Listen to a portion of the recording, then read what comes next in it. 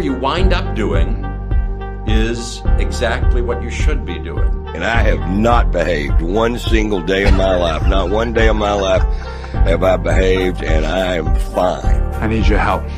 I can't tell you what it is. You can never ask me about it later, and we're gonna hurt some people. Whose car are we gonna take?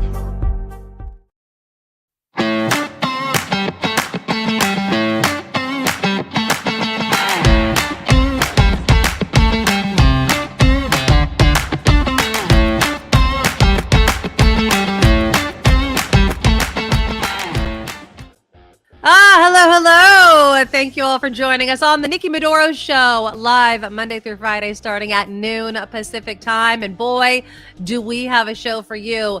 Florida Governor Ron DeSantis is taking on the CDC, and he wants a grand jury in Florida to look at the state's, Florida's COVID response and the vaccine mandates and blah, blah, blah. So we'll get into that. We'll hear Dr. Fauci's response to all of that.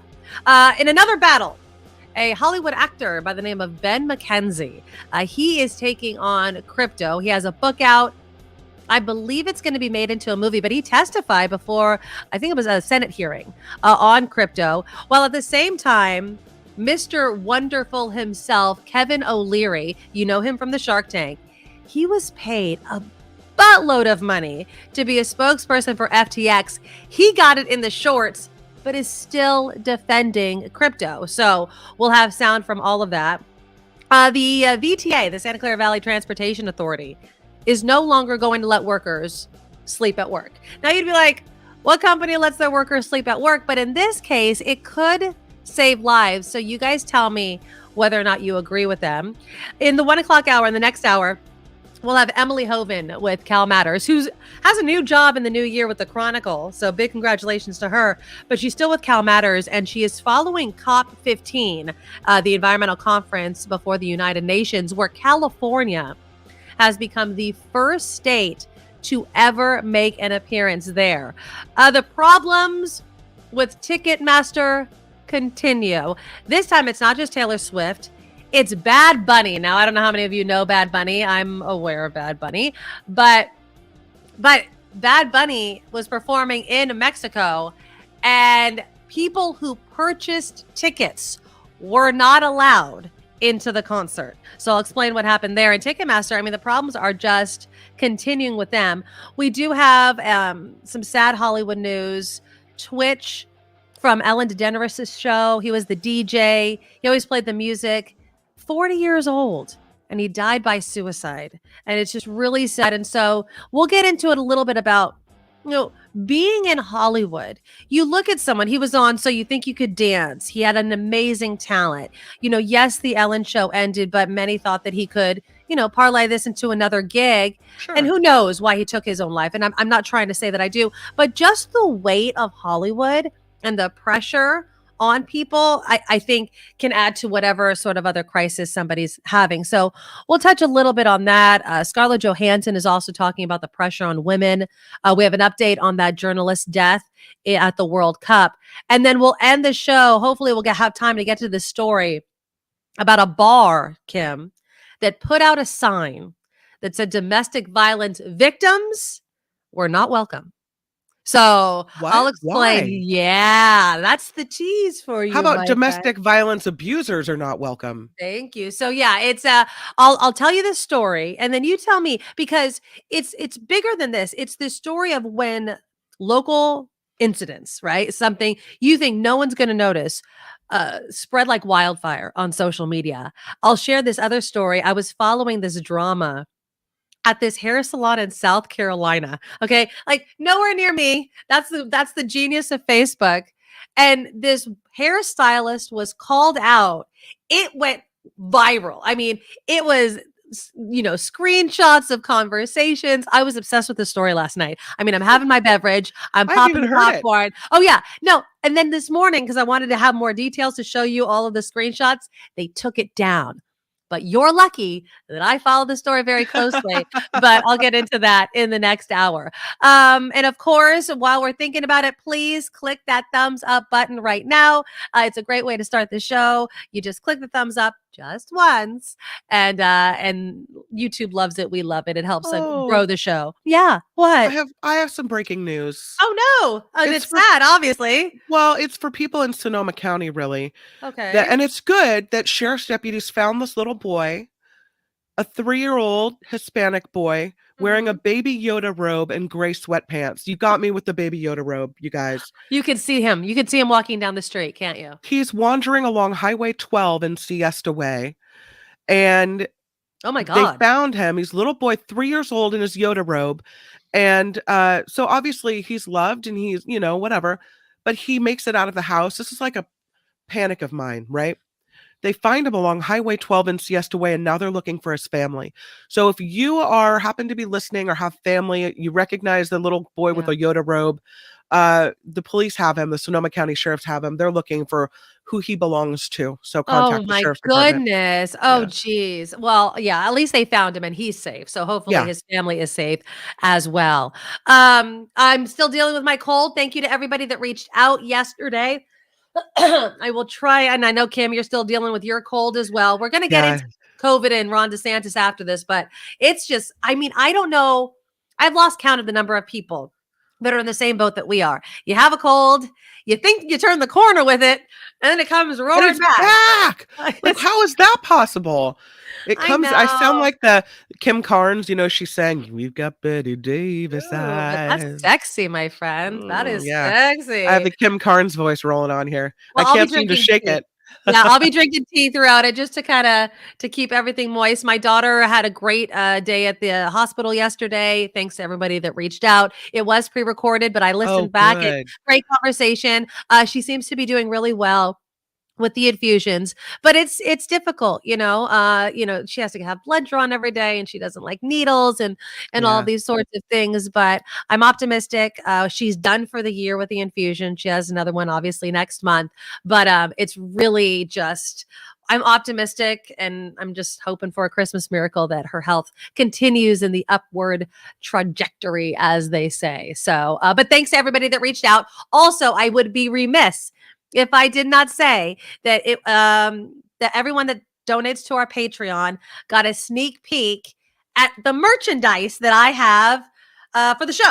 So I designed some merchandise, and everybody that is a monthly Patreon subscriber, which you can be by going to the NikkiMedoroShow.com and becoming a monthly subscriber for any amount. $5, $50, $100. We have all of you in there. And so I put out a video. And so if you're a Patreon subscriber, you're going to get these sneak peeks. You're going to get early access to things. And this was the first thing that I've done. And I'm loving the response. We will, I think tomorrow, we'll start to show off the merchandise throughout the show. And there'll be more things to come. I'm taking some ideas. Some of you already have ideas. One person reached out, Kim, and wants me to do a merchandise with the radio tower behind me right here that my sister designed. So I'm going to work on that. So that's already one idea that I have in the works. So again, if you want to be part of the cool club, the Medorables over here, go to NikkiMedoroShow.com. Please sign up for the Patreon. It puts consistent money into my pocket, into Kim's pocket, and then there'll be sneak peeks and early access and all sorts of things in the new year. So I'm loving it. I'm loving the response, and I love all of you. So, and again, the super chat's also live. If you want to give us a super comment, a super thanks, a super sticker, the $sign right under the comments is there waiting for you, and we'll give you a shout out. Okay, so let's get into COVID. Now, Ron DeSantis, I cannot stand. Everybody that knows me knows this. Tell me how you really feel. I can't stand him. I think that what he's doing right now is dangerous, especially because he looks to be the front runner for the Republican nominee for president in 2024. But he is targeting the CDC and calling on the grand jury in Florida to investigate the COVID vaccine, the mandates, and things like that. I'm going to play you a little bit of sound of Ron DeSantis again.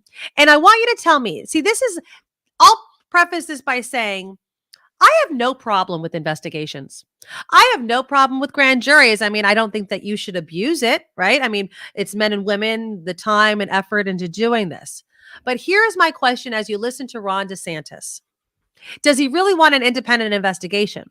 or does he want confirmation of what he already believes? So here again is Florida Governor Ron DeSantis. Because in Florida, it is against the law to mislead and to misrepresent, particularly when you're talking about the efficacy of a drug. We see just recently, Florida got $3.2 billion through legal action against those responsible for the opioid crisis. And so it's not like this is something that's unprecedented. So today, I'm announcing a petition with the Supreme Court of Florida to impanel a statewide grand jury to investigate any and all wrongdoing in Florida with respect to COVID-19 vaccines. And we anticipate that we will get the approval for that. That will be something that will be impaneled, most likely in the Tampa Bay area, and that will come with legal processes that will be able to get more information and to bring legal accountability for those who committed misconduct. Misconduct. What do you mean? Exactly. An investigation into vaccine trouble? Like what, people selling vaccine cards that they didn't give a vaccine for, or the vaccine? What does he mean? Exactly. And that's the big question, because he also wants to create what he's calling the Public Health Integrity Committee, because he distrusts the CDC. And this is what I mean by him being dangerous. I think he wants confirmation for the moves that he decided to make in response to COVID. And it's really easy after the fact to look back and say, well, see, if we would have done that, it wouldn't have been as bad, instead of being in the moment and understanding people were dying. We needed to promote vaccines. We wanted to get people vaccinated and protected. We had refrigerated trucks with bodies in it, man. Yeah. What did you want people to do? And so I don't understand.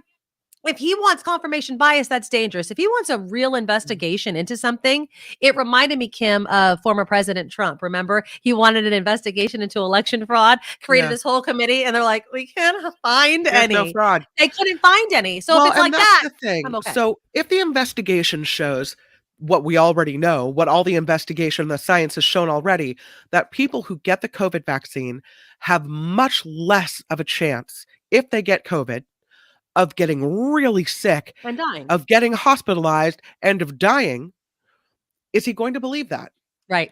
Right. Because it's been like, what, more than 2 years? I mean, it's your investigation. If that's the information that is shown by this, are you finally going to get on board, you dumbass? No, he's not. Okay, so here's the statistics. Adults Sorry. who are up to date, I love it, who are up to date on their shots are 15 times less likely to die of COVID.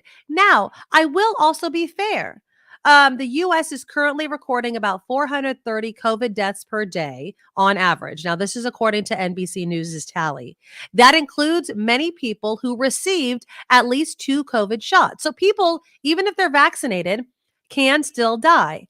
6 in 10 adults who died of COVID, in August, were vaccinated or boosted. 6 in 10. That according to the Kaiser Foundation, a nonprofit health think tank. But for the most part, adults who are up to date are 15 times less likely to die from COVID than those who are unvaccinated. The truth of the matter is, people are still getting COVID, even if they're vaccinated and boosted. But the main point is they are less likely to die. And isn't that the point? I mean, if we could have gotten everyone vaccinated really quickly, maybe it didn't mutate to get around the COVID vaccine and the boosters. I have no idea. This was a new and is a new virus. We're still learning so much about it.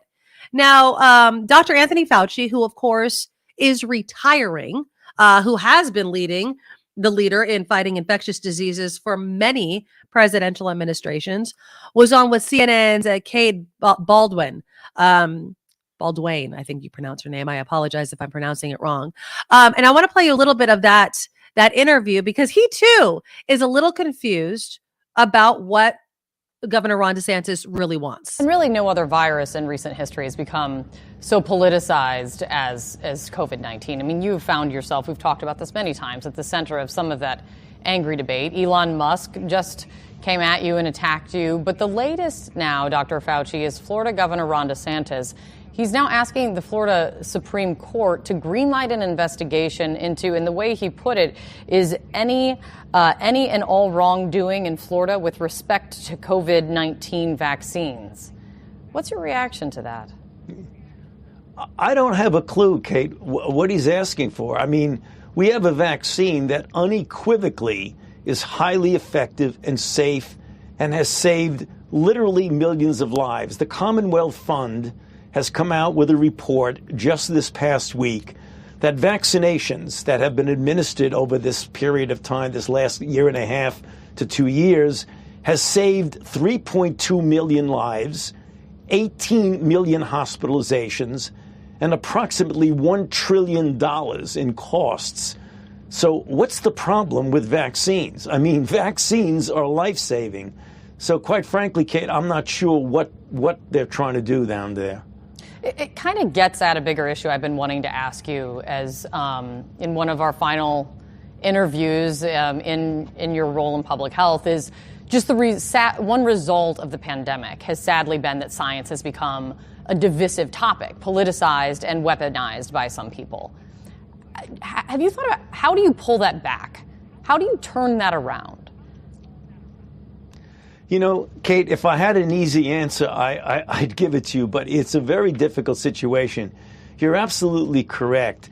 It has been politicized, and it has been politicized in a way that has actually caused lives, because if people don't get vaccinated, which unequivocally is life-saving because of political ideology or because of misinformation and disinformation, that causes lives. And we've just got to get the American public, regardless of whether you lean left, you lean right, it doesn't matter at all. We're all in this together. We're all human beings, and we're all susceptible to disease that can kill us. So if ever there was a time in society when we need to pull together and recognize that the common enemy is the virus, not each other, we've got to get people to appreciate that. You know, like I said, I don't have an easy answer how we're going to do that. But when people's lives are being lost about this, maybe that'll shake people up enough to realize that we've got to start pulling together and not against each other. Exactly. I mean, listen to what Dr. Fauci says versus, Ron DeSantis calling out the CDC as if he has any medical background, as if he knows for sure that every move that was made was the wrong one. Look, I mean, COVID is still around, but, we're not seeing those refrigerated trucks anymore. Obviously, the vaccine works, in addition to obviously people getting COVID and developing an immunity to it. I'm not knocking any investigation so that our response to the next pandemic, which would likely happen, is better. There, nothing is flawless. But I just think that DeSantis, again, front runner to be the Republican nominee for president, is being extremely dangerous by undermining the CDC. I mean, I would say that, yes, mistakes likely were made, especially with early messaging, but we were caught off guard by this because of the move by the previous administration of dismantling that pandemic response and the early indication team, that we were caught flat-footed. And we had to rush to get a response as people were losing their lives. So I can't stand him. I mean, it sucks. But where is the notion, the care and the understanding of the notion that they were trying to save lives? Yeah, it's like nowhere. It's like, oh, but what about, and I'm not knocking the fact that businesses were closing down, that people were having mental health breakdowns. That was important as well. But we have to stop the literal bleeding of lives. People were dying. I mean, do you remember the laundry list of names, the stories of, I was healthy, there was nothing wrong with me, I thought I was getting over COVID, and then the next day this person dropped dead. I mean, these were the tragic stories. Now tell me, you're supposed to be a state leader. People are dying around you, and you're like, well, but we have businesses. How do you balance that? It's so hard. I would not want that to be my job, but DeSantis is an ass. And I think he's going to be dangerous for this country if he does become president. And you know what's more dangerous about him than Trump, it seems like, is that You know, when Trump speaks, he comes off as so, I don't know, lame is the word that first comes to mind, where, he doesn't, I know he went to college, but he doesn't sound educated. Yeah. He sounds like everything's about him. And it's like, I have a hard time really believing anything he says, right? Yeah. But DeSantis, he sounds like not the same as that. He sounds more like, okay, reasonable person could listen to him and actually believe what he has to Really? say. I don't think he sounds like that at all. I think mean- he sounds like I think he sounds like a little boy who Yeah. was given a speech to give, and he's always nervous giving it. I don't feel like if he is in front of not a friendly audience, that he'll be able to hold his own. I could be wrong. I mean, you see the anger come out. He has flashes of anger, which is, I mean, obviously he's an angry person, because otherwise you wouldn't feel this way, right? If there's not something deep within you that's like, it's all about me, it's all about, no, whatever. But I just feel like he could possibly have the potential to be more believable and trustworthy than Trump, who was just kind of a caricature of himself. Yeah. And again, Randy's pointing out, the CDC has admitted mistakes. Yeah, there were mistakes that were made. I would rather have an agency, a politician, a leader, whatever, admit, look, no, yes, we messed up here, we messed up there. Go ahead. Try to find someone that didn't make a mistake. Go ahead. We did the best we could with the tools we had at the time to try to save your life. Exactly. Yeah. Yeah. And Nick's pointing out that the pandemic response has been neglected and underfunded for decades. Remember, it was George W. Bush that was sounding the alarm before there was ever a pandemic, saying we need to do something about that. He was given some sort of report and was told about the mistake of not being prepared when you don't see the risk, right? It's hard to ask for funding for something that may happen. People are like, it's okay, it's never going to happen, and then it does, and we don't have the funds or the response needed. Not a fan, but don't underestimate DeSantis as a candidate. I'm not. That's why I'm calling him out right now. I am not. And by the way, though, graduated from Yale and Harvard cum laude means zilch to me. Honestly, it really doesn't mean anything to me, simply because we know how people can be carried for certain things. And so I'm not saying he's an idiot. Neither is Ted Cruz, but I think he's wrong. I mean, there's brilliant people that are idiots. Michelle made me laugh out loud. DeSantis is an absolute danger to this country. If Trump was Darth Vader, DeSantis is Emperor Palpatine. Yeah, exactly. I love that. That could be his nickname from now on, Emperor Palpatine. There we go. We'd have the music playing behind him if I didn't get a copyright violation. But I'm just going to say this. We are at a point with this pandemic where it does really seem that it's every man and woman for his or herself, right? I got my booster last week. My husband's not boosted. I talked to some people. They're like, I'm never getting another vaccine for COVID. And I go, I'm choosing to protect myself. Yeah. There's conflicting stories about the effectiveness of mRNA vaccines. That doesn't mean I'm not happy I got one. Right. But they need to get better. The science needs to get better. And there's nothing wrong with that. We should support that. They don't seem to last long enough. But if that's their only fault, absolutely, I'm happy to go back in. Does your husband not want to get another one? Is he not believing it? Or no, the truth is he missed his last appointment. He missed his last appointment because he had a cold, and then I still have a cold, and then he saw me get my cold again after I got the booster. He's like, why don't we just get better first? And I'm like, yeah, and then you're going to get COVID. But he can do whatever he wants. I mean, again, because of how we now know the vaccines work, I'm just trying to not get deathly ill from COVID. Do I think I'm never going to get COVID again? I could get COVID again. I know that, but I want to give myself as much protection against getting deathly ill or long COVID if I can help it. Mm-hmm. I mean, being prepared is important, and being protected as much as possible is important. So I love that text from CR, which is like, that's because it's science. There's always mistakes in science until we learn the truth. That's why you work until you get it right. Yes, exactly. That is science. And again, new virus, new pandemic, it's all new to us. And so, of course, there's going to be some change changes and mistakes made, and just follow it as much as you can and believe the experts. I'm sorry, Ron DeSantis is not an epidemiologist. He never claimed to be one. And so I'll just leave it to people who studied and have the skill set to give me the best advice.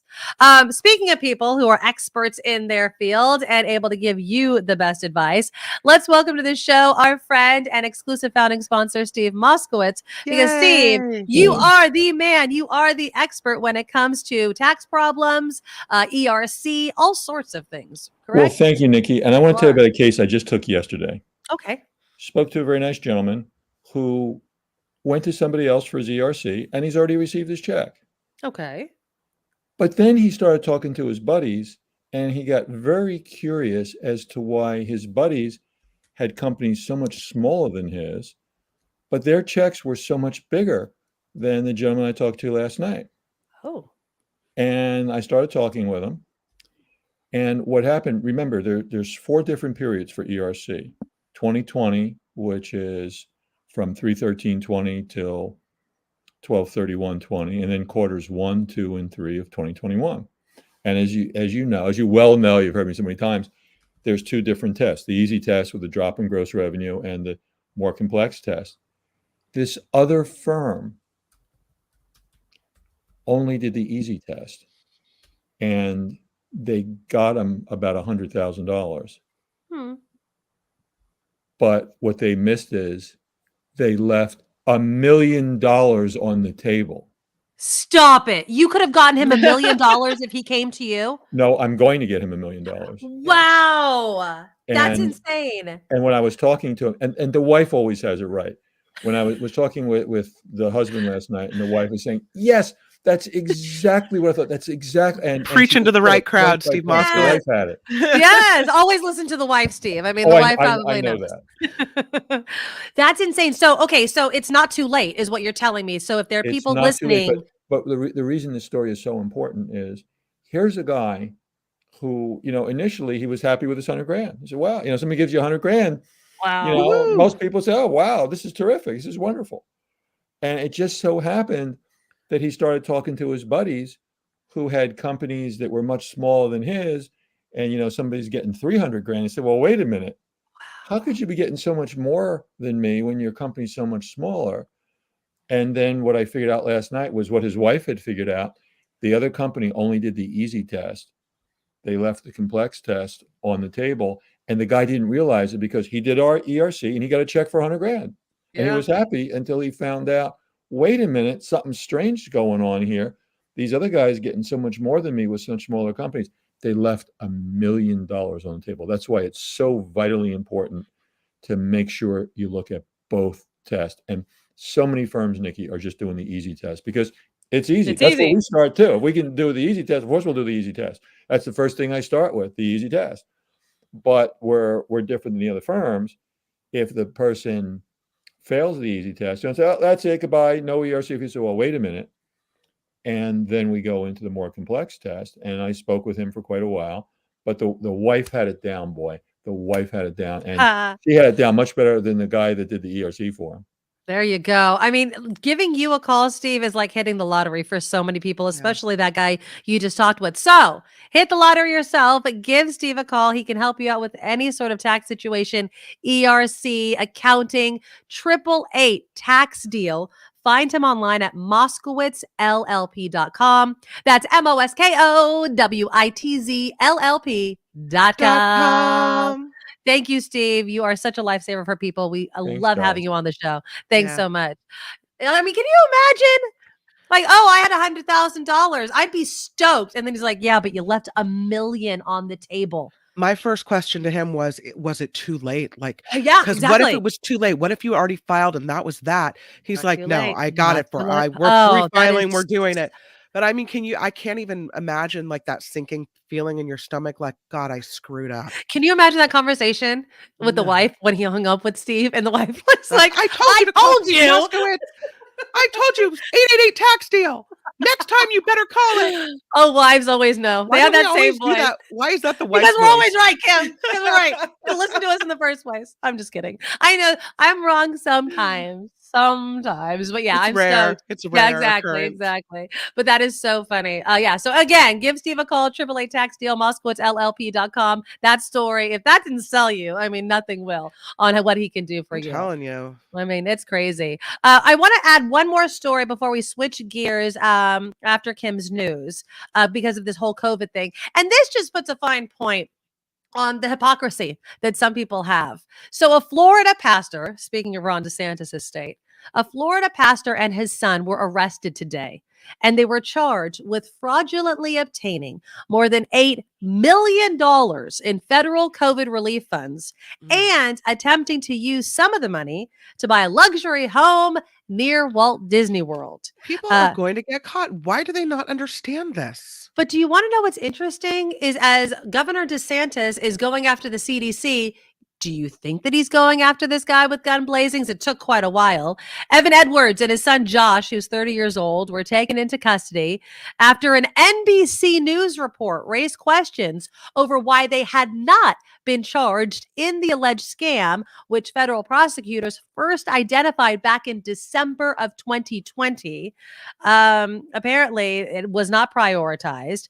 They applied for the PPP loan that we know of to cover payroll, rent, and utilities for the family's ministry. In the loan application, they claimed that the organization had 486 employees and a monthly payroll of $2.7 million. Tax these people, please. Ultimately, they were approved for $8.4 million. But when federal investigators showed up at the ministry's office in Orlando, the door was locked. Workers at the neighboring businesses told them nobody was ever seen inside. A review of their website found the donation links were inactive and sections of text were apparently lifted from other religious sites. The man listed on the loan application as the accountant suffered from dementia, had not done any work for the ministry since 2017. I mean, it was just a scam. And I'm not saying that these didn't happen in all sorts of states, but again, quite the delay, yet Ron DeSantis is going after medical professionals who are trying to save people's lives. Give me a freaking break. You should get every scammer in every state that took those PPP loans while other businesses and small businesses were unable to do so. I mean, it's just so sad how that happened because the money was there. Another example, though, of rushing out something when everything wasn't lined up because people needed money. They needed it now. And we were just not prepared for what happened. So just, a little bit of understanding, but again, accountability is definitely needed. Okay, so Kim's going to do some news. And then after that, my favorite topic of late seems to be the downfall of crypto because I just feel like it's such a scam. Well, Gotham actor Ben McKenzie, he actually was testifying. He has a book out. It's going to be turned into a movie looking at the celebrity support of crypto, which he calls the largest Ponzi scheme in history. We'll hear from him. We'll also hear from Mr. Wonderful himself, Kevin O'Leary. He's from the Shark Tank. And, is he allowed to play his tiny violin for losing a ton of money in FTX when he was paid $15 million to be a spokesperson?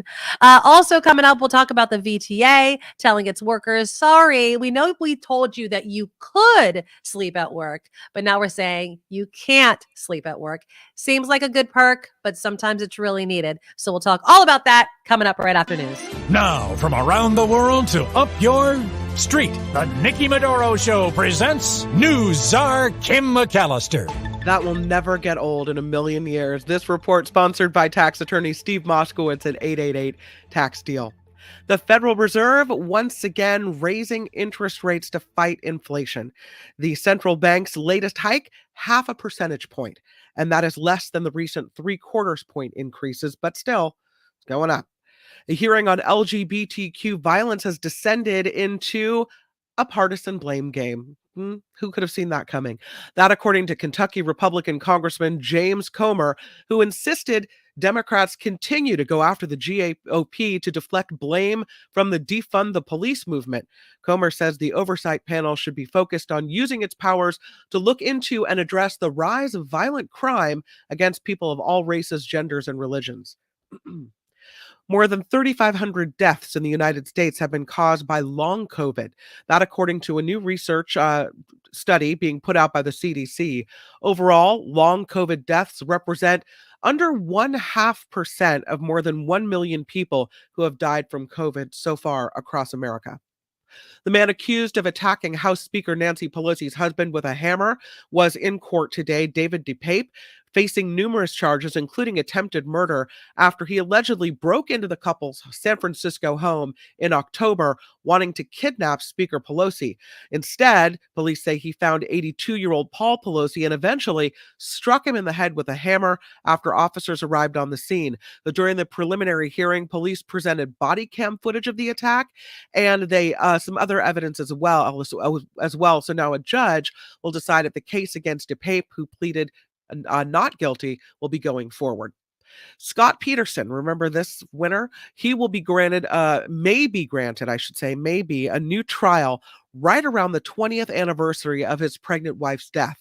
In 2004, Peterson was convicted of killing his pregnant wife, Lacey Peterson. Prosecutors say he dumped her body into the San Francisco Bay on Christmas Eve in 2002. He was sentenced to death, but because of trial errors, that was overturned, and then he was sentenced to life. Well, now a judge will soon decide if he'll get a new trial after the discovery of a possible biased juror on his panel. After a status hearing today, the judge indicated she would be deciding on that by the end of December. So we'll be waiting to see whether Scott Peterson gets another trial. The first one was a total zoo. A new survey shows major retailers of gas stoves are failing to warn customers of health risks. A report from CalPERG Education Fund says almost 40 locations were noted in a survey taken by customers. It found 74% of associates from places like Home Depot, Best Buy, and Lowe's said there were no concerns or knew of any health risks associated with gas stoves. With that, nearly 65% of associates said ventilation isn't needed. The CalPERG cited studies found that even when a gas stove is turned off, it still leaks harmful chemicals. The survey has since prompted Physicians for Social Responsibility to offer training to major retailers so that employees there can give the information that customers need. Super Mario fans, I need the music. Do do do do do do do do do do do do do. Right? I need it. Go ahead. Thank you. Super Mario fans will soon be able to go to California to visit Mushroom Kingdom in real life. Universal Studios Hollywood announced Super Nintendo World will open February 17th. The immersive land will feature the new ride Mario Kart Bowser's Challenge. Visitors to Super Nintendo World will also be able to dine at Toadstool Cafe, and that will serve items crafted by Chef Toad, including Toadstool cheesy garlic knots, super mushroom soup, and a Princess Peach cupcake. Power-up bands will also give fans the chance to collect digital coins from the Mario game's iconic punching blocks through the land. I now know where we're going for my son's birthday. That's what I was just going to say. February 17th, that's around my daughter's birthday. And we've been wanting to go to Universal Studios. Jacob was born on the 18th. Could it even be more perfect? That is so awesome. And I'm assuming he's into Super Mario Brothers. Yes. His sister has a Nintendo Switch. Yeah. And he gets to play it on road trips and sometimes on weekends. So we went to Oregon recently for Thanksgiving, and he played it all the way there and all the way back, and is, I'll say it, addicted. Yes. So he'll love this Super Mario World. He'll totally love it. You know, the thing that I love about, I love the Nintendo Switch. I think it's easy. The problem with it is you could just download games right onto the Switch. So buying games, it's kind of like buying people music. It's not as exciting, in my opinion, because before, if I got somebody a CD, they'd open it up, they'd look at it. Now it's like, here, I got you a download. It's kind of low. I still go buy the little game with a little chip. And they can lose it. It's true. Right? Can you just download it and it always be in the game, or do you actually need the chip thing still? Right? I don't know. I don't play video games. We just have the chips, so I don't know. Okay, yeah. So my son just downloads. He asks me, I have to put in the password and everything, and he downloads. Is Jacob going to get his own Switch, or does he just share with his sister? We're a one Switch family. One Switch family, yeah. So are we. But my daughter doesn't play video games. So No, we don't need another one. You No, know? And I exactly. try to kind of also downgrade video games a little bit, other than Mm. going to Mario World, which Right. is kind of the antithesis of what I'm saying right now. But like, I try not to. My sister had a Xbox, and her Okay. son was like wanted to play it all the time. So I decided then that I wasn't going to bring that in. Right. to the Yeah, house. we have a Wii that's collecting dust. I don't Yeah. remember the last time. My husband bought it for me for my birthday years and years when Wii was popular. I remember opening it and going, "Thanks," because Yeah. fun. But I'm not a video gamer. I never have been. When I was really young with the original Nintendo, I would play with Right. my brother, but I never really got back into it. I think it was all those years sitting around your boyfriend's house watching Right. them play video games as Yes. if that was entertaining to me, that I'm like, I don't need to do any of this. So That though, those years of watching your boyfriend play, that's when I became a Tetris master. And okay. that skill has come in handy loading the dishwasher, all kinds of things. My husband's now like, "How did you get all that stuff in there?" And I'm like, Tetris. I love This it. report sponsored by tax attorney Steve Moskowitz. For more than 30 years, Steve has put his tax knowledge to work for individuals and businesses alike.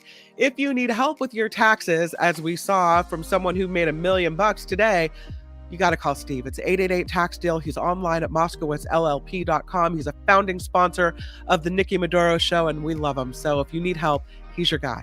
I'm Kim McAllister on the Nikki Medoro Show. Yeah, we're getting a lot of love for seeing your face on the screen. Yes, we do love it so much. Okay, I also love hearing about the downfall of cryptocurrency, which I also think is a pyramid scheme, like a Ponzi scheme. I think it's total BS. And I'm not the only one who thinks this way. So Ben McKenzie, you'll remember him. He was on Gotham. He was also on Southland. He has been a real outspoken critic of cryptocurrency. And so much so that he's written a book. The book is called, what is it called? Easy Money, Cryptocurrency, Casino Capitalism, and the Golden Age of Fraud. It's coming out next year. He co-authored it with this guy, Jacob Silverman. But anyways, he was testifying before a Senate hearing talking about this. Now I'm going to share my screen, and I want, if you guys can't hear it, I pulled the sound just in case, but I'm hoping you can see it because I think it has more of an impact when you can see the actual screen. So here we go. Here again is, I'm probably going to have an ad. Hold on. Let's just take the ad off. He's talking about fancy boots on the side, though. Look at all those I know. boots. Look at. I'm not even Googling boots for Christmas. By the way, any parent, while we wait for this to fill, obviously it's not going to work, so screw it. Any parents out there, last minute need a gift for your kid for a white elephant? I'm up to my eyebrows with all that nonsense. Okay, I'll play you the sound again. Ben McKenzie. He's before a Senate committee talking about the scam that he sees in cryptocurrency. Oh, hold on. Make sure the volume's up. There we go. Okay, here we go. I believe they and the estimated 40 million other Americans who have invested in cryptocurrency have been sold a bill of goods. They have been lied to in ways both big and small by a once seemingly mighty crypto industry whose entire existence, in fact, depends on misinformation, hype, and yes, fraud. So the big question is what to do about it. You know, there are still members of Congress. Richie Torres is an example. He's a progressive Democrat from New York City who believes that the FTX scandal is not indicative of the crypto market in general. But right now, lawmakers are kind of talking past each other. No real solutions in place as to how to deal and regulate the crypto industry. Well, David, you actually spoke with Ben McKenzie in March, and we know he's been critical of his peers in the entertainment industry who've become crypto boosters, essentially. Can you explain more of the criticisms here and why he's taking this on? Sure. Well, I think that he recognized that a lot of colleagues, fellow actors and entertainers were, accepting money from the crypto industry, kind of promoting it without fully explaining the risks that are involved in these kinds of experimental financial products. And it really bothered him. And that was sort of the spark that got him working on this. I think that he also watched the MIT lectures that the SEC chair, Gary Gensler, did on cryptocurrency. And that was sort of the origins of his whole project. Yeah, I mean, even though he's an actor, he has a finance background. He's not just this actor that's playing a role to take down cryptocurrency. He's really educated, Ben McKenzie has, about this. Somebody else, though, speaking of celebrities that have been throwing their name behind things like FTX, are Mr. Wonderful himself, Kevin O'Leary. So he has had to come out and be questioned about what his role was, why he was backing it, even when at the beginning he kind of felt like Ben McKenzie does. So here is Andrew Ross Sorkin on CNBC talking with Kevin O'Leary, Mr. Wonderful himself. But I want to understand how you went from calling crypto garbage at one point, as you know, to deciding that this was something that you were going to stand behind. Yes, I recall that conversation, calling it garbage, right here on this show in 2017. That was a time when a New York hotel was being tokenized here, and I was looking at that, and the regulator let me know they were not happy with that idea. And that's when I stepped away from this, because clearly the regulatory environment was not prepared. Then facts changed. I saw the Canadians issue the first ETF with Bitcoin as underlying. Ethereum, then Switzerland opened up, then Australia opened up, and then I said, wait a second, world's changing, I got to be an investor. And that started my journey. I'm an investor in the largest regulated exchange in Canada, called WonderFi. The wallets are called BitBuy. We're regulated by the OSC. I have my accounts up there. Right. But I felt that getting involved, when I was approached with Sam Bankman-Fried, that I could get an inside seat on what was considered then, and I gotta tell you, the institutional interest in FTX on the U.S. equity was unbelievable. The amount of people that approached me saying, how do I get a piece of this deal? And I said at that time, I am a paid spokesperson. I cannot bring you as an LP. Not a single dollar that I lost is anybody else's money except mine. That's important for me, because that's an issue. How much were you paid? Total deal was just under $15 million, all in, including a bunch of agents and that I had to pay because I needed SAG-AFTRA release to be able to do commercials for it. And when I did that, I put about $9.7 million into crypto. I think that's what I've lost. It's all at zero. I don't know, because my account got scraped a couple of weeks ago. All the data, all the coins, everything. So. And then I lost the money I invested in the equity as well. Those are zeros too. It was not a good investment, Andrew. Okay, I don't make great investments all the time. Luckily, I make more good ones than bad ones, but that was a bad one. Okay. Yeah, that was a bad one. That's basically what he's saying. And it was a bad investment, although he's still carrying FTX's water.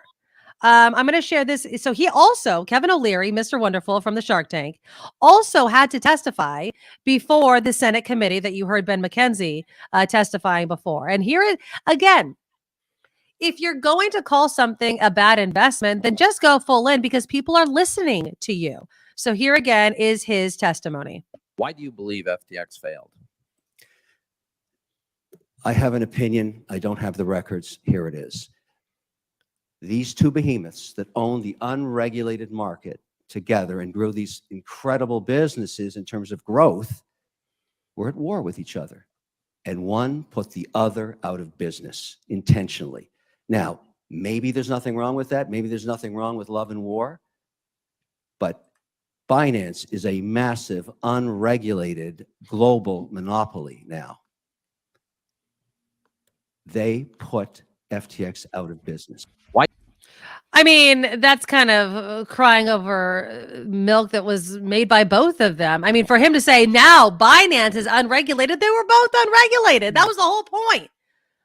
Mo Direct, FTX specifically went to do business in the Bahamas to circumvent any regulation that was to be placed upon them, as they acted as a private investment and boutique bank.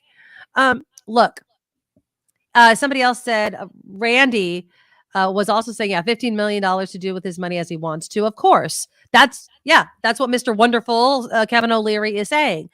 But it's because of people like him looking at him and saying, oh, if Kevin O'Leary says it's okay, then it must be on the up and up. No, it's not. Call it for what it was. It's a huge gamble. And yes, you could lose your ass, lose all your money. That's your right. But I mean, to also on the same hand saying, oh, this is where our currency is going, that's not true. And I think that some people need to stop trying to paint cryptocurrency, FTX, Binance, whatever in that way. Walnut Creek adult softball. What? Green got you down? No, exactly. So it's one of those things where stop being disingenuous. I don't know why Kevin O'Leary isn't calling out FTX a bit harder, unless maybe they're telling him, hey, just keep talking us up and maybe it'll flip and turn around. And he got $15 million, lost it. He says that he lost it all. That's nuts. That's just absolutely nuts to me. Can I just throw in this one other thing that just made me, it's not laughable, but it's just, when we talk about money and what money is used for and what people use money for and how it makes them look good or bad.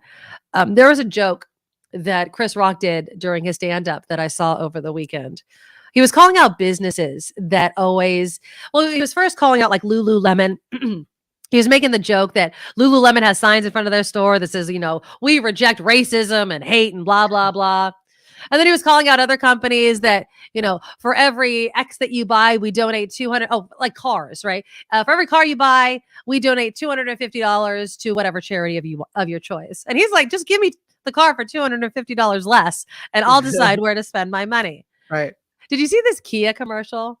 So Kia is currently running a TV ad that says it's going to donate for every purchase money to St. Jude's Children's Research Hospital between now and November 11th and December 31st. Okay. Guess how much per vehicle that Kia will donate to St. Jude's? How much you guys think? Your Kia is probably going to cost you about $20,000, right? Okay. Uh-huh. And so out of that, I'm going to say $500.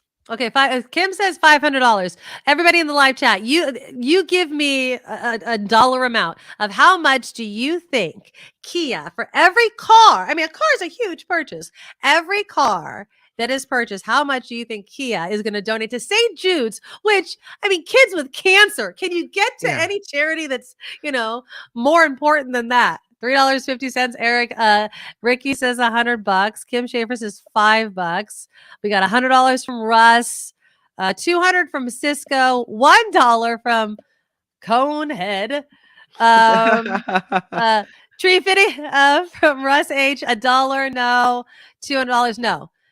The dollar amount that Kia is going to donate to St. Jude's Children's Hospital for every car that is purchased is a big ol' $8. That's it? $8. Kia will donate $8 for every vehicle that is purchased. This is the fine print on the commercial. It's in the fine print. What a weird number. Why 8? Is that a lucky number for someone? Like, I have no idea. Well, I think that they are. Okay, so this is what I think. I think they did the math because the fine print continues. This is what it says. Kia will donate $8 for every vehicle that is purchased or leased at authorized Kia dealerships and delivered between November 11th and December 31st with a guaranteed minimum donation of $1 million. So I think they're probably looking at their books and being like, how many can we do? We probably sell this much nationwide. How many are we going to sell? And we want to give $1 million. About $8 a car. Yeah. To $8 a car. So that's what I'm assuming. But to put that actually in your commercial, because they have to have the fine print in there. Right. $8. Why not just say we're donating $1 million? No, because they want to sell the cars too. They want you to buy a Kia because you feel good. And I'm not buying a Kia just because they're donating to St. Jude's. If I care about St. Jude's, I'll donate myself. I don't think. And if I really feel good about St. Jude's, I'm donating more than $8. Thank you. I mean, those commercials get me every freaking time. Now, of course, it specializes in cancer research. Now, $1 million is good, but I mean, I just feel like be a little more honest with what you're doing here. I guess the automaker, they had $3.7 billion in profit last year. So this $1 million donation amounts to 0.0027% of its profits from last year. So yeah. And then this one article says in 2021, The average American wage was $60,575 before taxes. That means a person looking to match Kia's base donation as a percentage of their salary would have to give $16.36, so more than double the amount the average American than this billion-dollar company. Gee, businesses are trying to lure customers with promotions. Have any promotions ever worked on you guys? I'm never swayed by stuff like that. I've never thought about, let's say, a car, a major purchase, looked at the TV and been like, I was on the fence, but I heard Kia's donating to St. Jude, so they get my money. No, I was going to buy a no. Kia anyway. Not that type of promotion. No. I did go, and I know the whole point was to get me to go into at that point, Sleep Train, when they were collecting pajamas for foster children. Remember that? I did go in there to put pajamas in the bucket. So their promotion, their advertising on that worked for me. Did you buy a mattress? I did not buy a mattress. So then it didn't actually work. I just walked right in. Poop, there's your PJs. Right exactly. I mean, that's really good of you. I would have just found someplace closer to donate pajamas, like, I don't know, another local charity that was close.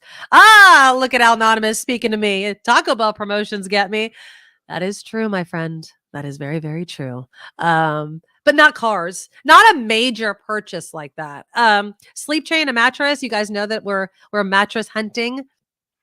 I don't think I'm getting a mattress for Christmas, though. I think I might get a pillow, though. I've been kind of dropping hints to the old hubs.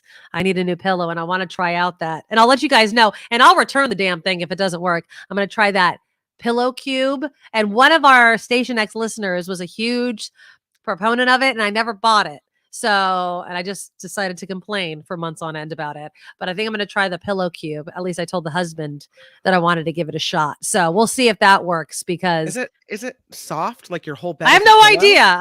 It's a square. It's a square pillow. You have to go lay on it. Who lays on pillows? You know where I get my pillows, Kim? I get it at Target. I squeeze it, I hug it, I go, this feels good, and I take it home. This is a pillow, not a mattress. No, this is a pillow, not a mattress. I want to get a mattress, but that's a much bigger purchase. And yes, you definitely have to lay on it. But how long, this is funny, how long do you lay on a mattress when you try it out? I mean, what do you do? Because, in all honesty, if I want to try out a mattress, which I would never do this because I would be embarrassed, I want to bring my blanket. I want to bring my stuffed animal. You want to take a nap at the mattress I want to place? really sleep on it. I want to cuddle. I want my husband to, spoon me. I want to feel how this bed is going to feel when I take it home. But no, what do? You go into a mattress place and you lay there for 30 seconds. You sit on it. You bounce up and down for a minute. Then you lay on it for a minute. That doesn't tell me anything. Like, I need to sleep. Feels good to me. How's it feel to you? No. Feels a little tight. Next mattress. Do the same thing. Yeah. I mean, does anybody in the chat have any advice on how to really test out a mattress that I would really do in public? Because that's the problem, is no one's behaving on the bed like you'd behave on the bed once you got it home. I mean, I'm not going to bone on it. I'm not saying that, but I can say that on the radio or on YouTube. But I don't feel comfortable getting really cozy on it. Right. I mean, laying there and there's a salesperson watching you. You're like, that's how many other people have laid down on that mattress. Yeah. I don't know how much how comfortable I'm going to get, but I bought my last mattress without trying it at all. My friend worked at a place and said, there's this mattress that's really nice and it's at a major discount. Okay. Do you just want me to order it for you and you can pay me back? Because she got the employee, whatever. And I'm like, absolutely. She knew I needed a new mattress. And it came and it has been awesome. Oh, really? Do you want to give a shout out to the brand?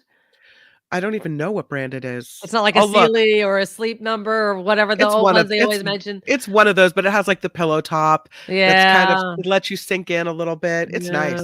Yeah. One of my friends had a bed and it was hella old. It was, but every time I went to her house and spent the night, it was the most comfortable mattress, but it was an old mattress. It was broken in. I don't like a firm mattress. I know that much because I'm a side sleeper, so it hurts my shoulders and my neck. But yeah, I need to get in a mattress. And so that'll happen after the new year, I think. We gotta save our money because we pay cash for big purchases. So that's gonna be coming up. Okay, so we're gonna take a quick break for news. Remember, please, people, click that thumbs up if you have not done so already. It helps us expand our reach on this YouTube.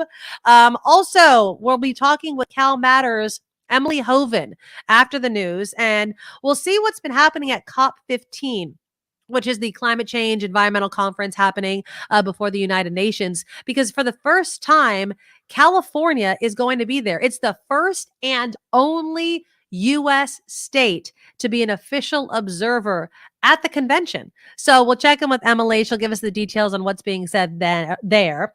I do want to get to the VTA story. They're not going to let workers sleep at work anymore. And I'm feeling like it's a bit unfair. Yeah, I just feel like and I know it sounds funny. You're at work. Why would you sleep? But we'll get into it a little bit. Ticketmaster still facing some problems. Jay Leno has given his first interview after that fiery accident that he had in his garage that burned his face. So he's given all the kind of gory details about that. So I have that sound coming up. And then we have to get into this bar that is saying domestic violence victims, the victims of domestic violence, are not welcome inside their bar. And then they're trying to pull back a bit. But are you buying it? Because I feel like once it's out there, you can't really pull that back in. So that's all coming up on the Nikki Medoro Show, live on YouTube. Now, from around the world to up your street, the Nikki Medoro Show presents News Czar Kim McAllister.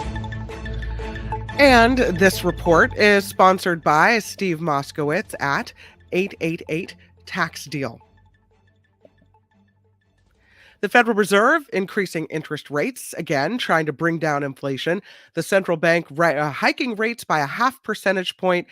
Fed Chairman Jerome Powell said he anticipates ongoing increases will be necessary to get inflation back to the 2% goal. One entrepreneur says he still believes the cryptocurrency industry can thrive with the right kind of regulation and leaders.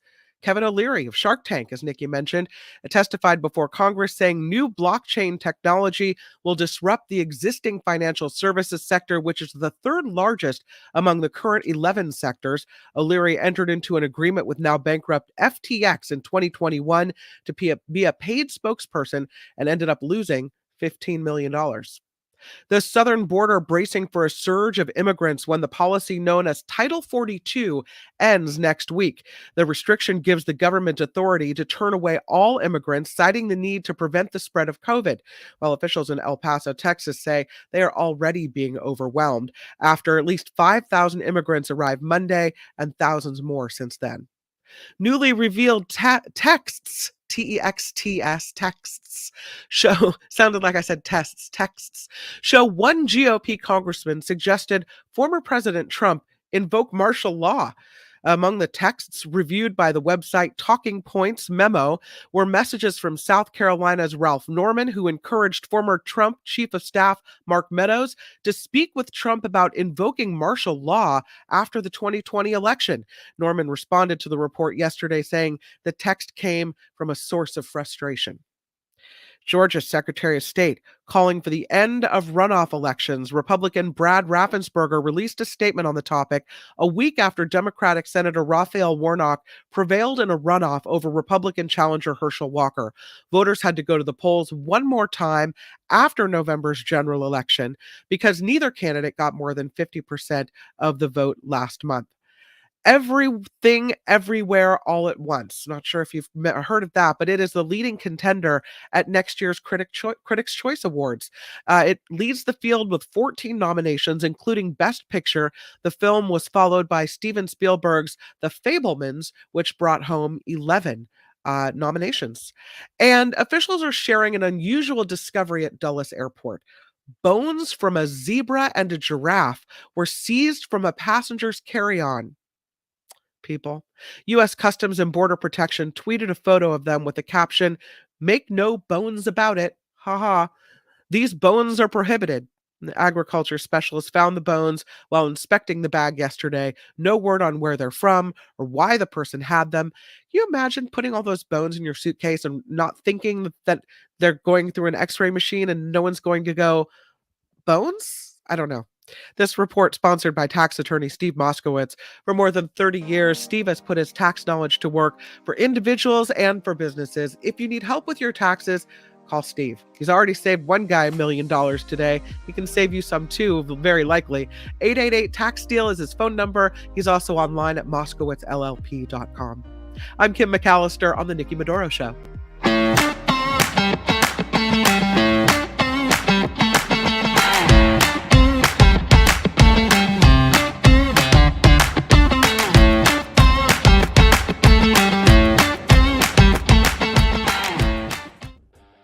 Thank you for joining us for the second hour of the Nikki Medoro Show live on YouTube. Make sure you click that thumbs up button right now. The super chat is up and running for those that want to give us a super thanks, a super sticker, maybe give us a comment that we will definitely read, and we'll get to the shout outs.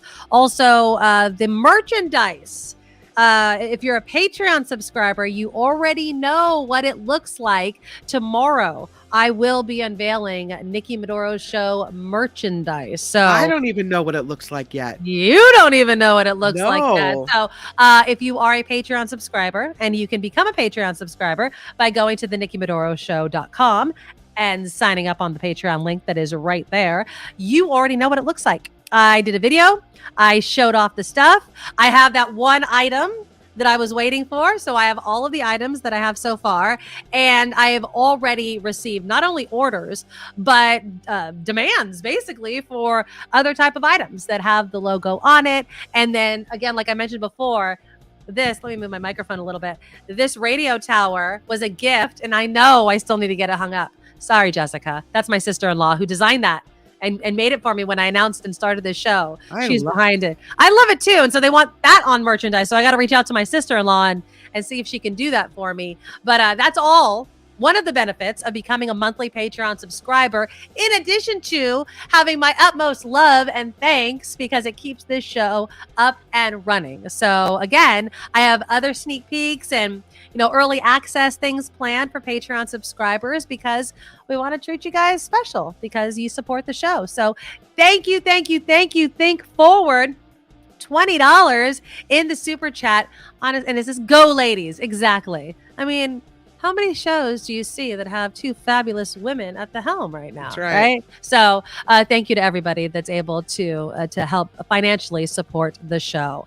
We are waiting in a couple of minutes. Another fabulous woman, Emily Hoeven with CalMatters, will be joining us to talk about the COP15. And, she covers all kinds of state news for CalMatters, but in the new year, she's joining the San Francisco Chronicle. So she's just absolutely amazing. And so we love having her on the show. And I'm hoping to maybe finagle her to do a regular stint on this show as well. Yeah, that's a big move for her. That's great. It's absolutely awesome. And it's well-deserved, because we've seen her on the show many times. She's awesome. And so, yeah, we'll be talking about that. Nikki's face on a Christmas ornament. Ooh, really? You want this mug on a Christmas ornament? Would it be a cartoon or would it be a real picture? That's the question. Like, would it be one of those AI designs? Would it be a Lenza? Yeah. Would it be a Lenza? Yeah. Nikki, we need a coffee mug. Ooh. Just wait for tomorrow. I might have what you're looking for. So yeah, I'm going to do a little show throughout the show tomorrow, highlighting all of the merchandise. But again, all you Patreon subscribers, you already know what it looks like. Okay, before we bring in Emily Hoeven, I do want to touch briefly on that VTA story that we can probably continue after we speak to Emily. So the VTA, the Valley Transportation Authority, has said that it will no longer let people sleep at work. So this was a permit program that started before COVID. So if you think this is a COVID thing, it's not. It started in 2018. And what it did was it allowed workers who had long commutes to be able to park camping vehicles like RVs in the agency parking lots so that they could sleep there instead of commuting all the way home. So one article was highlighting this one gentleman, Adnan Miranda. He used to fall asleep during his long commute. He lived in Elk Grove, which is about 4 hours away, because he couldn't afford a home in San Jose. So he decided to take a VTA up on this permit program that let VTA workers sleep in camping vehicles. So, I mean, I don't know how I feel about this. He was only going home on the weekends and sleeping at work all week. Right. So coming up, we'll get into that. Should this be a policy that's allowed, or is this just highlighting the inequality, the unaffordability of living in a city like San Jose, that workers don't get to see their own families? They don't even let their own families during the week. They have to sleep in the parking lot because they don't pay them enough to live where we work? It's a tough question. We'll get into that in just a moment. But right now, I want to welcome Emily Hoeven with CalMatters back to the program. Emily, thank you so much. Congratulations again. I was letting people know of your new gig at the San Francisco Chronicle. You are still with CalMatters at this point, though, but congratulations on the job. Thank you so much, Nikki. I'm looking forward to continuing to talk to you wherever wherever you are. Exactly. Well, we love your work. And I love this story that you're following with COP15. Now, for those that may not be familiar with it, California is the only U.S. state that is apparently making an appearance there. But explain exactly what this conference is. Yeah, so this is a United Nations conference on biodiversity and basically protecting all of the different species that we have on the planet. And California is the only subnational government, not its own country. It's a state that's attending as an official observer. And this was something that environmental advocates told me they had lobbied for several years in order to have California actually do. And this United Nations convention has come up with this general framework surrounding biodiversity. But in order for the U.S. to actually sign on to this agreement, the U.S. Senate would have to pass it. And that has not happened thus far. And so California is really attending in order to kind of represent the U.S. in a way and also show that even in the absence of federal action, states are all, doing their own thing to protect biodiversity. Okay, so what are some of the things that they're kind of promoting to protect biodiversity, I guess? Yeah, so I think probably the biggest thing they're promoting, and it's been hilarious to see they've had some tweets with lawmakers holding these little stuffed animal mountain lions, and that has to do with the fact that California is allocating millions of dollars toward building the world's largest wildlife crossing, which is essentially this bridge over a big, massive freeway in Southern California that will allow these mountain lions that are endangered, as well as other animals, to essentially cross from one side of the San Gabriel Mountains, I believe, to the other side. And because this freeway has kind of sliced through the middle of it, it has prevented those animals from crossing, and it's resulted in on each side, you have these species that are essentially inbred, and they aren't able to cross and mate with other animals and have like a larger gene pool. And so by building this crossing, which will take some time to complete, they're hoping that they will kind of, rejuvenate that gene pool and that population.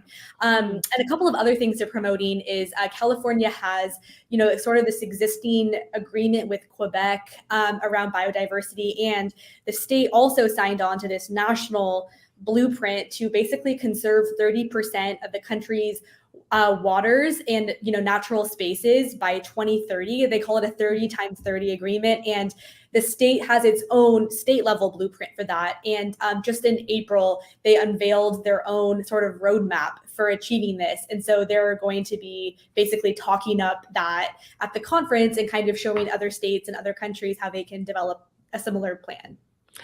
How successful are conferences like this in getting things passed? I mean, it reminds me of, the climate accord, and we have all these lofty goals and we come together and we make this show. And then what comes of it? I mean, is this, I'm sure people are going to say, yeah, it's just for show, but can we point to successes made in conferences like this? No, it's a great question. And, I think these things are always in a way somewhat symbolic, because you're having these different countries and these different groups coming together with, different perspectives and different contexts, and then kind of trying to achieve this common goal. And, whether they are successful is, I think, kind of a difficult thing to gauge. But I will say that, we've had lawmakers for years attend other United Nations conferences. There was a couple attending this year, the one in Egypt. There were some last year attending in Scotland. And I will say that there has been a shift in dialogue and rhetoric surrounding climate in California. Last year at the UN Climate Change Conference in Scotland, the Assembly Speaker, Anthony Rendon, a Democrat, made a lot of waves. He told me at the time that despite the governor saying that California is leading the world on climate, other people saying that was not at all true. And, California was not passing ambitious legislation. But then this year that did change. And the legislature passed a very ambitious raft of climate bills. They've been the state agencies have been finalizing bills for, zero emissions cars and trucks and other things like that. And so a lot of environmental advocates feel like even though there's more work to be done, it's been better than it has. And so how much of that is due to the conference is, hard to tell, but I do think it does galvanize lawmakers to pursue bills that maybe they otherwise would not have. Exactly. And I also think calling out states that try to tout themselves as being environmentally friendly can really kind of push them to move more quickly, because that's what people that live in places like California expect. Before I let you go, Emily, I mean, there are some state races and stories coming out. I just saw you tweeted a few hours ago about David Shepard calling for a recount. I think people think all of these races are just done. And, after Georgia was done, what are we paying attention to any other races? Apparently there's still that are up in the air. Is this still up in the air? This is a crazy situation because this has to do with the state Senate seat in Bakersfield, which is one of the most politically contested areas of land in California, a pretty purple region. So the races there tend to be close anyway between Republicans and Democrats. But basically, we have the Democratic incumbent state senator, Melissa Hurtado, who in the final certified vote count, she was 20 votes ahead of David Shepard, who is the Republican challenger. She was actually sworn into office on Saturday, and it was later than other lawmakers because it had taken the counties longer to tally these votes, and there was just a 20 vote difference. And so now we have David Shepard coming out and saying it looks like there were some kind of inconsistencies, and he has cited some of the mail-in ballots that people had to fix. Apparently there was some confusion around that. At one point, Kern County only had one vote counting center processing machine, I should say. And so he wants to kind of make sure that everything was on the up and up. And so, this has been a long time since we've gone through something like this. And so it's sort of unclear how long this recount will take, what it will find. And, if it does turn out that, Shepard did actually win, what the process would be for removing Hurtado from office is kind of unclear, but I do think her team is confident that the recount will show that she did in fact win. But yeah, it's a very, very close race, 20 votes. I mean, it just goes to show that every single vote does count, and it makes a difference. Absolutely. It's crazy to think that. And he, I guess, Hurtado is, David Shepard was saying, asking for a recount isn't partisan, which it's not. Is not nonpartisan? He was not trying to make it partisan. Oh yeah, it's not a partisan issue that a vote, that a recount is a democratic issue. Yeah, I think that's definitely. I mean, I think that's accurate. I think there's also a question of, I think in our national dialogue, there's kind of been this polarization surrounding election results and accepting the results. I will say that, there was one other race that was extremely close here in California, state assembly, I believe. And it was Democrat Christy Holstedge and Republican Greg Wallace. And that one, I believe, was separated by 87 votes. And in the end, the Republican won, and Christy Holstedge did not request a recount. Right. So, there are different approaches to this, but I think that Shepard feels that due to the issues that there were in Kern County, due to the fact that it's only 20 votes, he just wants to double check, but hopefully after the recount is done, those results are accepted. It's not in some counties, and I don't know if Kern County is obviously not one of those, that if it gets to a certain point where, I don't know if the level is 20 votes or 100 votes or 150, where an automatic recount is triggered.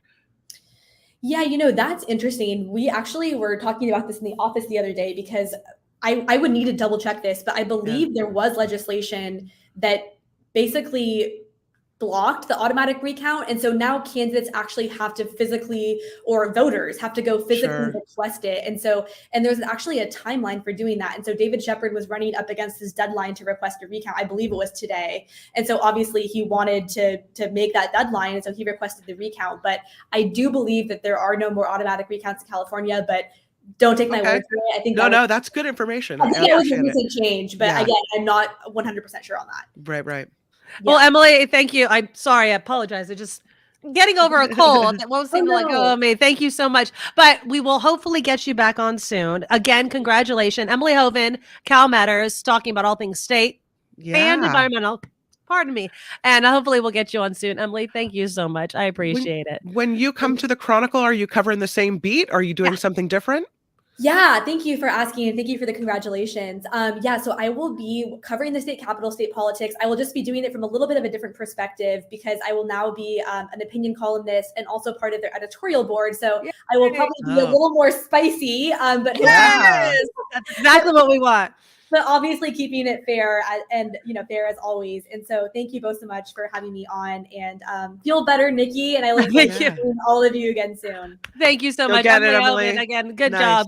Thank you. Yeah, she's awesome. Honestly, I'm so glad that we have the connection with her. And again, moving to the Chronicle, Bay Area. I hope that we are able to get her like as a weekly person to come on. Yeah, I'm working on it. I know she's a busy woman, but I'd love to get her on regularly, especially now that she's going to be with the editorial board. And not that we don't want to be fair, and she will be fair, but it gives you a little bit of freedom to say things when you have that new hat on, as I totally understand. We've all been in the room, because you and I were reporters a long time ago for Station X.